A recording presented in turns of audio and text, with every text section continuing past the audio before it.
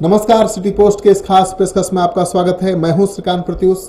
सबसे बड़ा सवाल कि पत्रकारिता कैसी होनी चाहिए और पत्रकारिता में कोई खामी है तो पत्रकार के खिलाफ क्या कार्रवाई होनी चाहिए। आजकल आए दिन पत्रकारों के खिलाफ आपराधिक कार्रवाइयां तो होती ही रहती हैं। अब सरकार भी कार्रवाई करने लगी है और राजीव गांधी ने तो पत्रकारों के खिलाफ मानहानि का मुकदमा दर्ज करने का कानून बनाया था और उसी जरिए पत्रकारों की आवाज़ को दबाने की कोशिश की थी। लेकिन उत्तर प्रदेश की योगी सरकार तो सरकार की छवि खराब करने के लिए पत्रकारों के खिलाफ आपराधिक मुकदमे दर्ज करने लगी है। यानी जो पत्रकार व्यवस्था की खामियों को उजागर करेगा वो सरकार के निशाने पर आ जाएगा और सरकार व्यवस्था को दुरुस्त करने की बजाय पत्रकार को ही दुरुस्त कर देगी।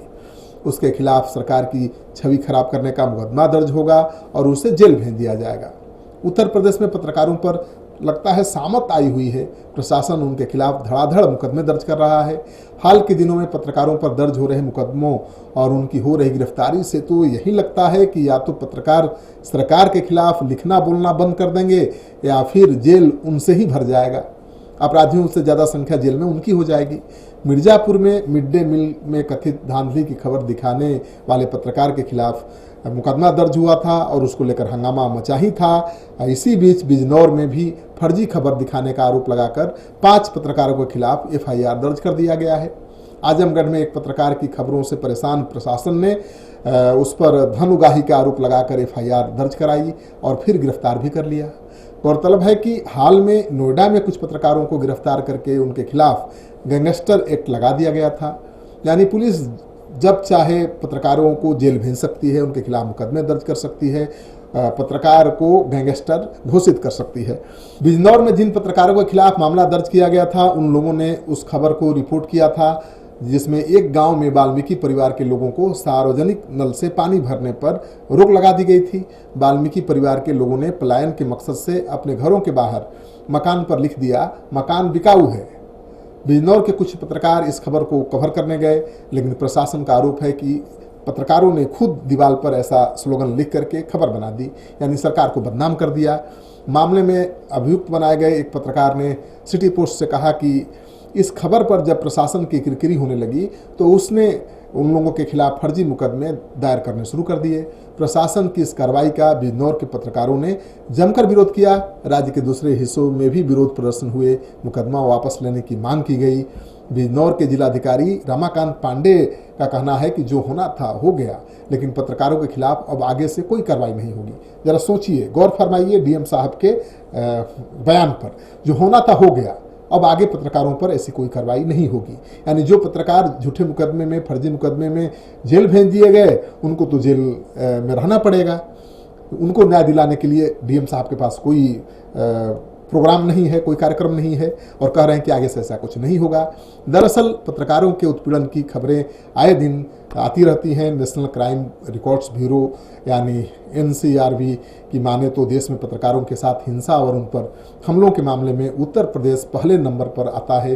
पिछले 5-6 साल में पत्रकारों के खिलाफ हिंसा के करीब 70 मामले उत्तर प्रदेश में दर्ज हो चुके हैं। हिंसा में पत्रकारों की मौतें भी हो चुकी हैं। अहम सवाल ये है कि क्या खबर लिखने के आरोप में पत्रकारों के खिलाफ एफआईआर और गिरफ्तारी जैसी कार्रवाई होनी चाहिए, वो भी इसलिए कि इससे सरकार की छवि खराब हो रही है। अगर कार्रवाई होनी चाहिए तो शायद ही कोई पत्रकार जेल जाने से बचेगा, क्योंकि पत्रकार का काम ऐसा है कि किसी न किसी पक्ष को पीड़ा पहुंचेगी और जब सरकार उसी के आधार पर कार्रवाई कर देगी तब तो कोई पत्रकार नहीं बचेगा। सरकार जब अपनी आलोचना करने वालों के खिलाफ कार्रवाई शुरू कर दे तो लोकतांत्रिक मूल्यों का नाश हो जाएगा, ये जाहिर है। पत्रकारिता ही खत्म हो जाएगी।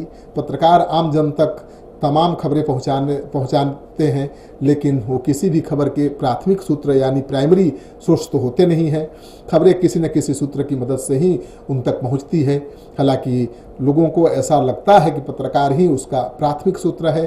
दूसरे पत्रकार उनकी खबरें हर समय सही हो ये भी कोई गारंटी नहीं दे सकता, क्योंकि पत्रकारों को इस संदर्भ में कोई विशेषाधिकार प्राप्त हो ऐसा भी नहीं है।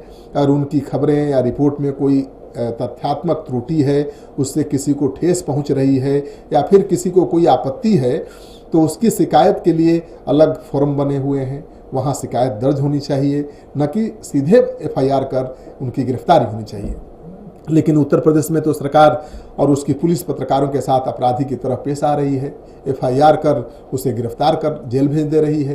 पिछले साल मानहानि संबंधित मामले की सुनवाई करते हुए उच्चतम न्यायालय ने टिप्पणी की थी कि प्रेस के बोलने और अभिव्यक्ति की आज़ादी पूरी होनी चाहिए और कुछ गलत रिपोर्टिंग होने पर मीडिया को मानहानि के लिए नहीं पकड़ा जाना चाहिए। ये टिप्पणी प्रधान न्यायाधीश दीपक मिश्रा, न्यायमूर्ति MM खानवलकर और न्यायमूर्ति DY चंद्रचूड़ की 3 सदस्यीय खंडपीठ ने एक पत्रकार और मीडिया हाउस के खिलाफ मानहानि की शिकायत संबंधी एक याचिका की सुनवाई के दौरान कही थी। सबसे खास बात यह है कि वरिष्ठ पत्रकार राजदीप सरदेसाई और नेटवर्क 18 के संस्थापक पूर्व प्रबंध निदेशक राघव बहल के खिलाफ बिहार के पूर्व मंत्री परवीन अमानुल्लाह की बेटी रहमत फातिमा अमानुल्लाह ने मानहानि का मुकदमा दायर किया था और इसी मामले की सुनवाई में सुप्रीम कोर्ट ने टिप्पणी की थी और आगे कहा था कि लोकतंत्र में सहनशीलता सीखनी चाहिए। किसी कथित घोटाले की रिपोर्टिंग करते समय उत्साह में कुछ गलती हो सकती है, परंतु हमें प्रेस को पूरी तरह से बोलने और अभिव्यक्ति की आज़ादी देनी चाहिए। लेकिन सरकार पर सुप्रीम कोर्ट की इस टिप्पणी का कोई असर नहीं है, खासतौर पर उत्तर प्रदेश की सरकार पर। और उत्तर प्रदेश में पत्रकारों के खिलाफ प्रशासन की इन कार्रवाइयों पर जगह जगह विरोध प्रदर्शन भी हो रहे हैं, लेकिन उसका भी सरकार पर कोई सीधा असर नहीं है और पत्रकार सड़कों पर उतर रहे हैं, विरोध प्रदर्शन कर रहे हैं। लेकिन सबसे बड़ा आश्चर्य की बात यह है कि कई पत्रकार संगठनों के सक्रिय होने के बावजूद राजधानी लखनऊ में अब तक इसके खिलाफ कोई सड़क पर नहीं उतरा है। यानी पत्रकार भी अपने अधिकारों को लेकर सजग नहीं है, पत्रकारों में भी अपने अधिकारों को लेकर एकता नहीं है और पत्रकार तब तक चुप रहता है जब तक उस पर आफत ना आ जाए। दूसरे पर आफत आती है तो उससे आनंद मिलता है और जब तक दूसरे पत्रकार पर आफत का आनंद उठाता रहेगा एक पत्रकार, तब तक पत्रकार पकड़े जाते रहेंगे, उनके खिलाफ इसी तरह की सरकारी कार्रवाई होती रहेगी। और मुझे लगता है कि आने वाले दिनों में कोई भी पत्रकार नहीं बचेगा और जब पत्रकार ही नहीं बचेगा तो पत्रकारिता कैसे बचेगी। आपको हमारा ये विचार कैसा लगा जरूर कमेंट बॉक्स में जाकर कमेंट करिए। अगर आपने अब तक हमारा चैनल सब्सक्राइब नहीं किया है तो जरूर कर लीजिए। आपका सहयोग समर्थन लगातार मिल रहा है, उसके लिए बहुत बहुत आभार। क्या आप जानते हैं कि घर बैठे आप अपनी स्वास्थ्य समस्याओं का सलूशन पा सकते हैं स्वास्थ्य केयर मोबाइल ऐप के द्वारा। अधिक जानकारी के लिए आप संपर्क कर सकते हैं। हमारे फोन नंबर्स हैं 9472981111, 9472982222। स्वास्थ्य care app, solution at your finger tips.